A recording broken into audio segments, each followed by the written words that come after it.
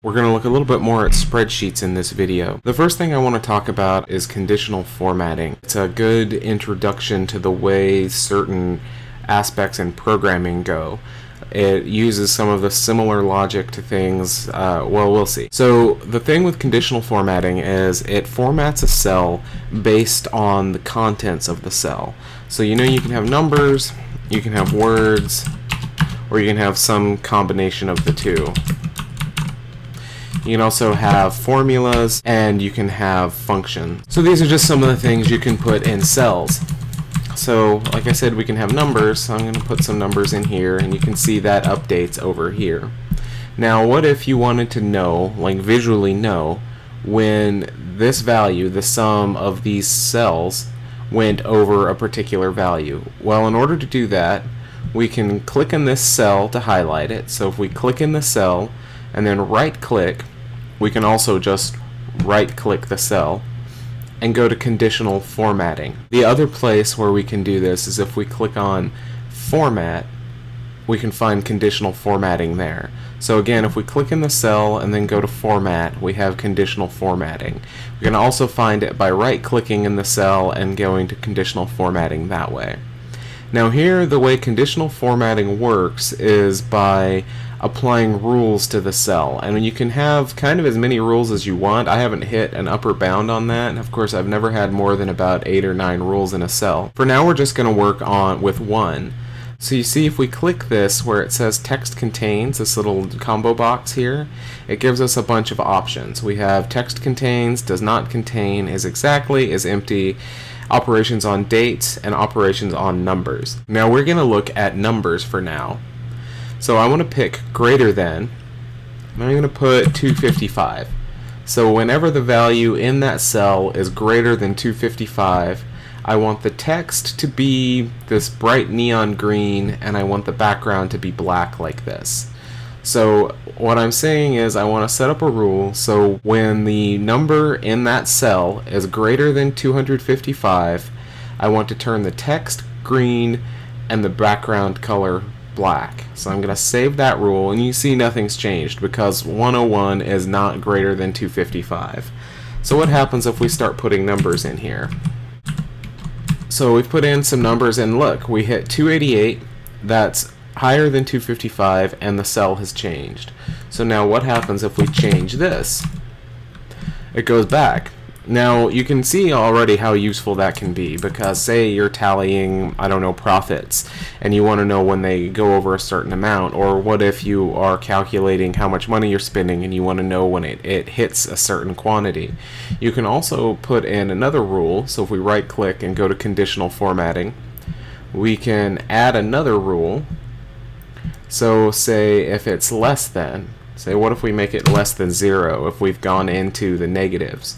Then I want the text to be, actually I want the text to stay, let's make it yellow. And then I'll make the background this bright red color. So save those rules, and oh, holy smokes, look at that. You automatically can tell that you've gone into the negatives.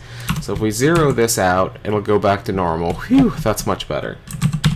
128, it goes to this neon green color. If we hit negative 255, well, it's okay because we're still in the positive, but if we go negative 500, well, now we're way into the other direction, so now it's a different color.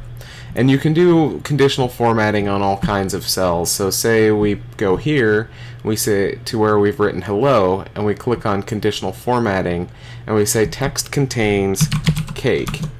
Then I want to make the text color this sort of dusty teal-y kind of color, and I want to make the background orange.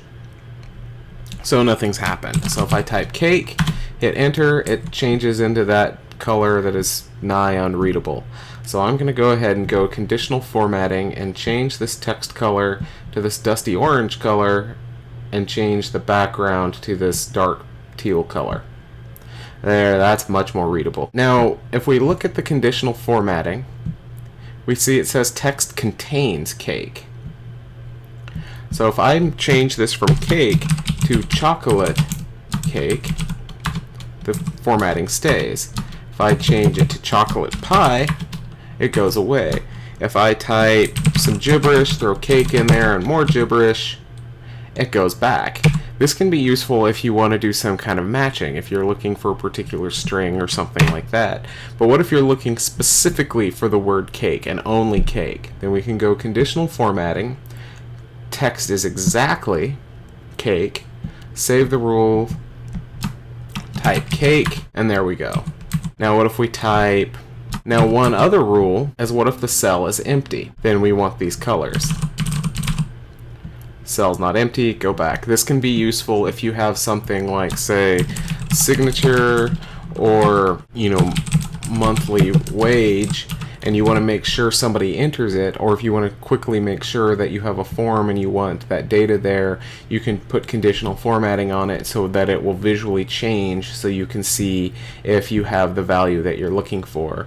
One final thing I want to talk about on conditional formatting is the date functionality. This is very useful if you are keeping track of something and you want to know when the date is coming up, because you can change it based on what the date is, if it's before that date or if it's after. So if we say date is before, one other thing I want to talk about with conditional formatting is the date functionality. So if I go say date is before today, and I put in, I don't know, January 1st, 1902, then it changes color. If I put in 09/24/2028, we see it goes back to normal. This is very handy because we can put a date here and say we want to change it and say date is today. Well then, if we are looking for a particular date, oh, it's not 2028, is it? We can put that in there and it will change. It's really useful if we want to, see that, oh, good Lord, that's today, I need to do that today. It's very handy for something like that. Really, that's it with conditional formatting. I think it's interesting. I think it's valid.